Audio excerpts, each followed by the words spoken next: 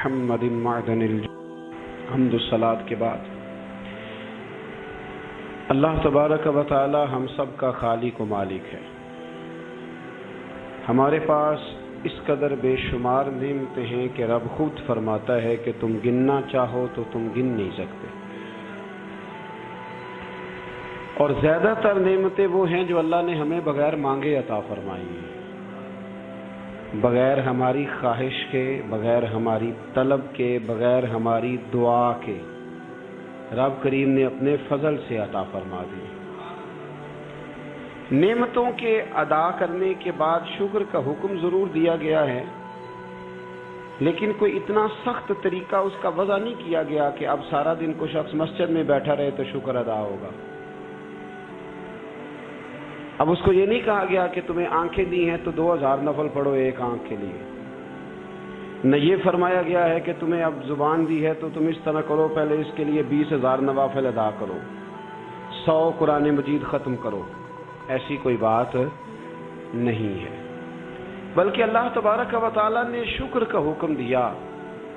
اور جو چیز زیادہ اہم ہے، جو زیادہ توجہ طلب ہے، جو چیز زیادہ سمجھنے والی ہے، وہ یہ ہے کہ مالک نے سارا کچھ دے کے جو مطالبہ کیا ہے وہ یہ ہے کہ تم نے اب جو نیک عمل کرنا ہے وہ خالص میری رضا کے لیے کرنا ہے.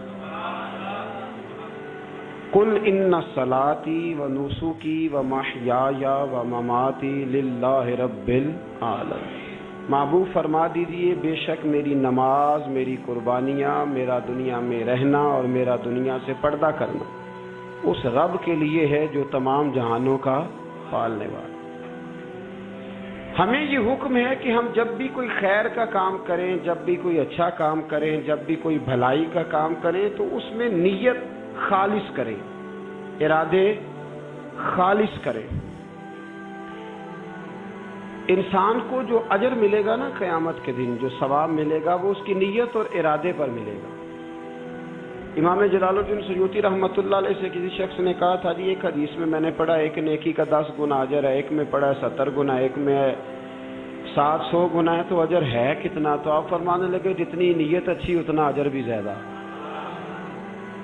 یہ تو ڈیپینڈ کرتا ہے تیرے اوپر.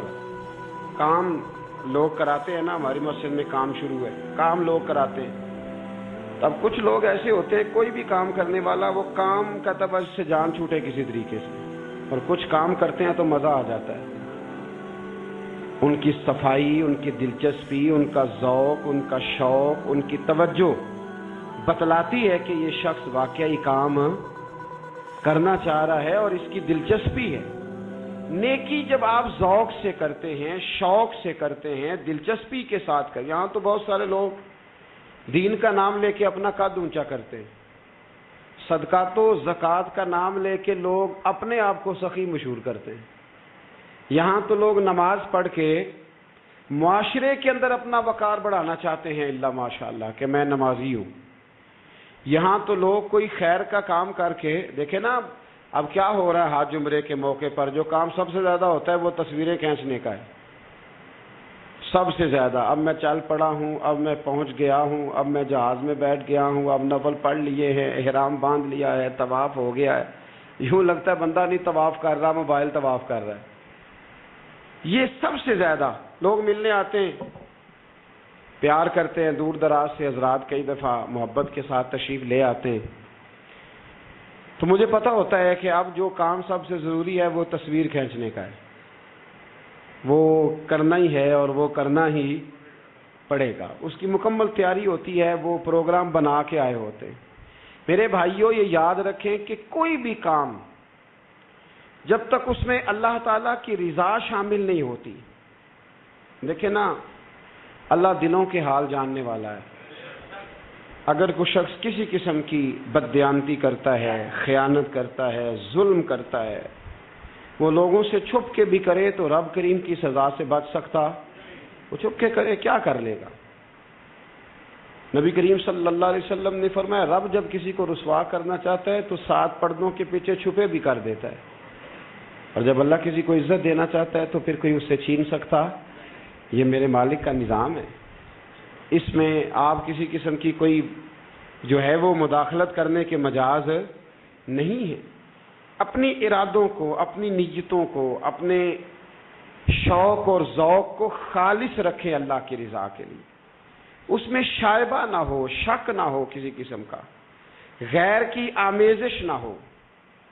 نماز پڑھیں تو اللہ کی رضا کے لیے، صدقات و خیرات کریں تو اللہ کی رضا کے لیے۔ کسی کام میں آپ مداخلت کرتے ہیں، بھائیوں کی لڑائی ہو گئی ہے، دوستوں کا جھگڑا ہو گیا ہے، رشتہ داروں میں کسی جگہ کوئی ایسی ضرورت پڑ گئی ہے جہاں آپ کے مداخلت کرنے سے حالات بہتر ہو سکتے ہیں، تو مداخلت ضرور کریں، چودھری بننے کے لیے نہیں، پنچایت کا سرپنچ بننے کے لیے نہیں، اس نیت سے کہ میرے نبی پاک علیہ السلام نے فرمایا جس نے دو لوگوں کی صلح کرا دی رب 2 حج اور 2 عمرے کا ثواب عطا فرمائے گا۔ اس ارادے سے، اس نیت سے، اس ذوق سے، اس شوق سے، اس توجہ کے ساتھ آپ آگے بڑھیں گے کہ ہم نے اللہ کی رضا کے لیے کرنا ہے۔ ہمارے آج کل کے جتنے امور ہیں ان امور کے اندر دنیا داری غلبہ کرتی چلی جا رہی، ہر کام میں دنیا داری کی آمیزش ہو جاتی ہے، نہ چاہتے ہوئے بھی، نہ ارادہ کرتے ہوئے بھی، بہت ساری جگہوں پہ، اور دنیا داری اتنی غالب ہو گئی ہے کہ دنیا ہی دنیا نظر آنے لگ گئی ہے، دنیا ہی دنیا، یعنی کوئی چیز کیمرے کی آنکھ سے چھپ نہیں پا رہی، کوئی بات ایسی نہیں جس پر لوگوں کی نظریں نہ ہوں، کوشش کریں۔ اور عجیب بات یہ ہے کہ دنیا داری ہو، دولت ہو تو اس کو چھپا کے رکھا جاتا ہے، اور دین کی کوئی بات ہو اس کو نشر کرنا ضروری سمجھا جاتا ہے تاکہ لوگوں کو میرے تقوی اور میری پرہیزگاری کی خبر جلدی جلدی مل جائے۔ میرے نبی کریم علیہ الصلاۃ والسلام نے خالص اللہ کی رضا کے لیے ہر کام کرنے کا حکم دیا۔ سیدہ عائشہ صدیقہ رضی اللہ تعالیٰ عنہ راوی ہیں، الترغیب والترہیب میں حدیث ہے، پیارے حبیب کریم سید عالم صلی اللہ تعالیٰ علیہ وسلم نے ارشاد فرمایا کہ حضور ایک دن مجمع صحابہ کے مجمع میں حضور نے پوچھا بتاؤ اسلام کی سب سے مضبوط بنیاد کیا ہے؟ ایک صحابی نے کہا یا رسول اللہ نماز پڑھنا۔ 5 وقت لوگ جمع ہوتے ہیں، ایک دوسرے کا حال احوال پوچھتے ہیں، معاملات ہوتے، یا رسول اللہ صلی اللہ تعالیٰ علیہ وسلم مضبوط بنیاد ہے اسلام کی نماز پڑھنا، 5 وقت جمع ہونا۔ حضور نے فرمایا بات تمہاری ٹھیک ہے پر تم میری مراد کو نہیں پہنچے۔ عرض کی حضور حج کرنا، مختلف رنگ، مختلف نسلیں، مختلف قبیلے، مختلف بولیاں، لیکن جب حج کرنے پہنچے تو لباس بھی ایک ہی ہو گیا، گفتگو بھی ایک ہی، لبیک اللہم لبیک لبیک لا شریک لک لبیک ان الحمد والنعمت لک والملک لا شریک لک لبیک۔ ایک ہی صف میں کھڑے ہو گئے محمود و یاز، نہ کوئی بندہ رہا نہ کوئی بندہ نواز۔ نبی رحمت سید عالم صلی اللہ علیہ وسلم سے عرض کی حضور یہ حج جو ہے نا اس میں بڑی یکسانیت ہوتی ہے، ہر رنگ ہر نسل کا آدمی ایک تسبیح کے دانے کی طرح ایک جگہ پہ پرو دیا جاتا ہے، تو لگتا ہے یہ اسلام کی مضبوط بنیاد ہے۔ محبوب فرمانے لگے بات تمہاری ٹھیک ہے پر تم میری مراد کو نہیں پہنچے۔ عرض کی حضور پھر زکوٰۃ، صدقات، خیرات اسلام کی مضبوط بنیاد ہے۔ کیوں؟ وہ اس لیے کہ غریب امیر کو دیتا ہے، امیر غریب کو دیتا ہے، اور غریب امیر سے لیتا ہے تو ایک رشتہ بنتا ہے، ایک تعلق بنتا ہے۔ محسن کا اور احسان مند کا بڑا گہرا رشتہ ہوتا ہے، بڑا ایک دوسرے سے پیار کرتے ہیں، ایک دوسرے کو چاہتے ہیں، ایک دوسرے کے لیے اچھے جملے بولتے ہیں، ایک دوسرے کے لیے ہمیشہ ان کے جذبات ٹھنڈے میٹھے اور اچھے ہوتے ہیں، تو لگتا ہے یہ اسلام کی مضبوط بنیاد ہے۔ حضور فرمانے لگے بات تمہاری ٹھیک ہے پر تم میری مراد کو نہیں پہنچے۔ تو پھر صحابہ عرض کرنے لگے حضور ہماری رعایت فرما دیں، پھر ایک رحمت کی نظر کر دیں، آپ ہی بتا دیں اسلام کی مضبوط بنیاد کیا ہے۔ تو محبوب فرمانے لگے اسلام کی مضبوط بنیاد ہے اللہ کی رضا کے لیے کسی سے محبت کرنا۔ کس کی رضا کے لیے؟ خالص اللہ کی رضا، اور اللہ کی رضا کے لیے کسی سے بغض رکھنا، عداوت رکھنا، اللہ کی رضا کے لیے محبت بھی اللہ کے لیے، عداوت بھی، ذاتی دشمنی کوئی نہیں، ذاتی اختلافات کوئی نہیں، ذاتی رنجشیں کوئی نہیں، ذاتی لڑائیاں کوئی نہیں، ذاتی جھگڑا کوئی، خالص اللہ کی ہمارے ہاں لڑائیاں ذاتی لڑی جاتی ہیں، اس نے مجھے شادی پہ دعوت نہیں دی، اس نے مجھے پروٹوکول نہیں دیا، یہ کہاں پہنچ گیا، میں کہاں رہ گیا۔ ذاتی لڑائیاں لڑی جاتی ہیں، دینی نہیں، مذہبی نہیں، اخلاقی نہیں۔ دیکھیں آپ، چاہیے تو یہ تھا نا کہ شادی کے موقع پر یہ لڑائی نہ ہوتی کہ اس نے مجھے پوچھا کیوں نہیں، لڑائی یہ ہوتی کہ یار تو غیر شرعی کام کوئی نہ کرنا، اللہ رسول کی ناراضگی والا کام کوئی نہ کرنا، اگر تو نے کیا تو میں نے کوئی نہیں آنا، اگر تو یہ حرکت کرے گا تو پھر میرا تیرا معاملہ درست نہ رہ سکے گا۔ یہ لڑائی ہونا چاہیے تھی، نہ کہ یہ لڑائی ہوتی کہ مجھے بلایا کیوں نہیں، پروٹوکول کیوں نہیں دیا، اعزاز کیوں نہیں دیا۔ تو حضور نے فرمایا اسلام کی مضبوط گرہ، اسلام کی مضبوط بنیاد ہے اللہ کی رضا کے لیے محبت کرنا اور اللہ کی رضا کے لیے کسی سے عداوت رکھنا۔ حضرت موسیٰ کلیم اللہ علیہ نبینا علیہ الصلوۃ والسلام پر اللہ کریم نے وحی فرمائی کہ اے موسیٰ، اے میرے کلیم، میرے لیے بھی کوئی کام کیا ہے؟ عرض کی اللہ میں نے نمازیں پڑھی، روزے رکھے، تبلیغ کی۔ فرمایا وہ تو آپ کی ذمہ داریاں تھیں، وہ تو آپ نے اپنے لیے کیا، میرے لیے بھی کچھ کیا ہے؟ رب کریم نے پوچھا موسیٰ میرے لیے بھی کچھ کیا ہے؟ عرض کی اللہ یہ سارا کچھ، فرمایا مالک تیرے لیے کیا۔ کہا یہ تو آپ نے اپنے لیے کیا، آپ کی ذمہ داریوں میں شامل تھا، مالک تیرے لیے کیا ہے؟ فرمایا کسی بندے سے محبت کی ہے کہ یہ اللہ کا بندہ ہے؟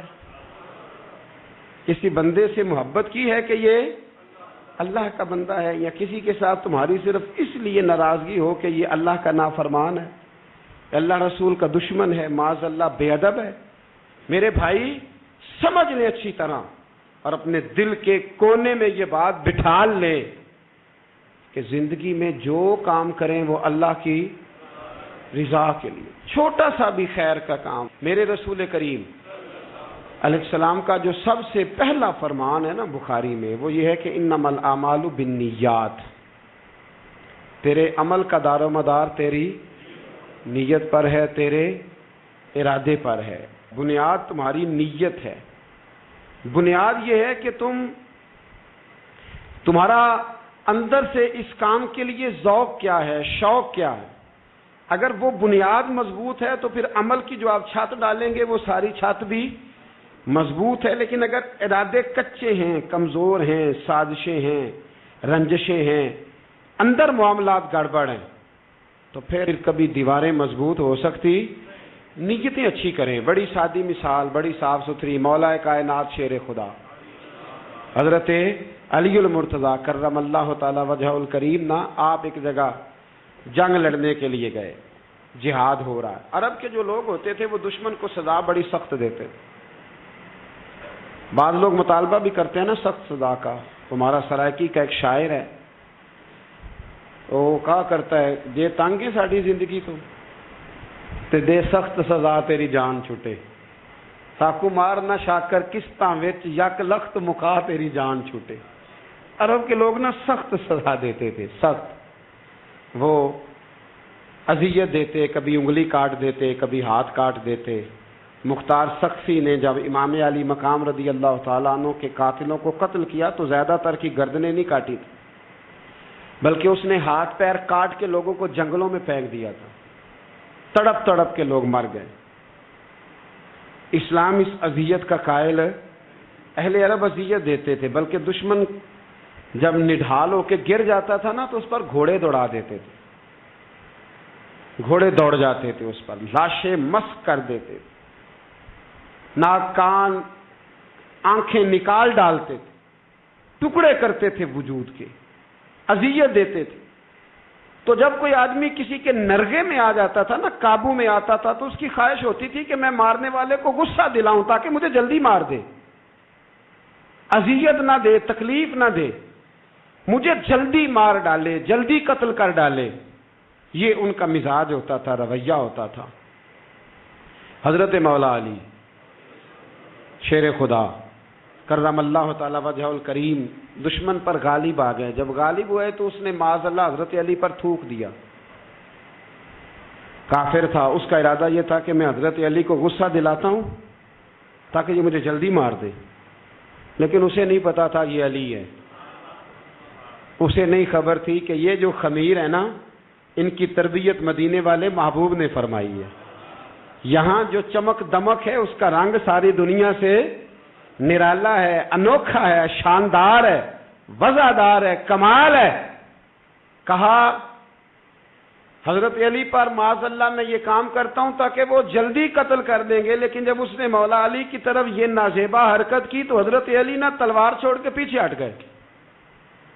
توجہ کرنا، رزلٹ دیکھنا، مولا علی پیچھے ہٹ گئے اور فرمانے لگے جا تو آزاد ہے۔